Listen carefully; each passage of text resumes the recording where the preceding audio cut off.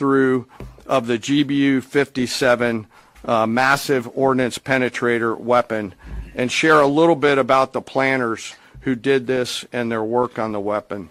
First, let me set the stage for you. There's an organization in the U.S. called the Defense Threat Reduction Agency, DTRA. DTRA does a lot of things for our nation, but DTRA is the world's leading expert on deeply buried underground targets. In 2009, a Defense Threat Reduction Agency officer was brought into a vault at an undisclosed location and briefed on something going on in Iran. For security purposes, I'm not going to share his name. He was shown some photos and some highly classified intelligence of what looked like a major construction project in the mountains of Iran. He was tasked to study this facility, work with the intelligence community to understand it, and he was soon joined by an additional teammate. For more than 15 years, this officer and his teammate lived and breathed this single target, Fordow, a critical element of Iran's covert nuclear weapons program. He studied the geology. He watched the Iranians dig it out. He watched the construction, the weather, the discard material, the geology, the construction materials, where the materials came from. He looked at the vent shaft, the exhaust shaft, the electrical systems, the environmental control systems, every nook, every crater, every piece of equipment going in and every piece of equipment going out. They literally dreamed about this target at night when they slept.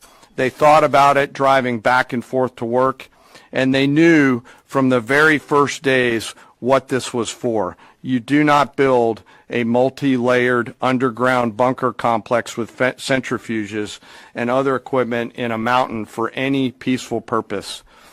They weren't able to discuss this with their family, their wives, their kids, their friends, but they just kept grinding it out. And along the way, they realized we did not have a weapon that could adequately strike and kill this target. So they began a journey to work with industry and other tacticians to develop the GBU-57. They tested it over and over again, tried different options, tried more after that. They accomplished hundreds of test shots and dropped many full-scale weapons against extremely realistic targets for a single purpose: kill this target at the time and place of our nation's choosing.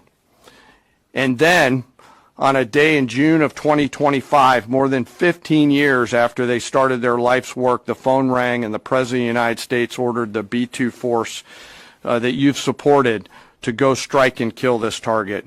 Yesterday, I had the incredible honor and privilege of spending time with these two Defense Threat Reduction Agency officers who've given so much. One of them said, quote, "I can't even get my head around this. My heart is so filled with the pride of being a part of this team. I am so honored to be a part of this."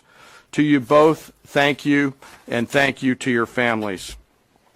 Operation Midnight Hammer was the culmination of those 15 years of incredible work. The air crews, the tanker crews, the weapons crews that built the weapons, the load crews that loaded it.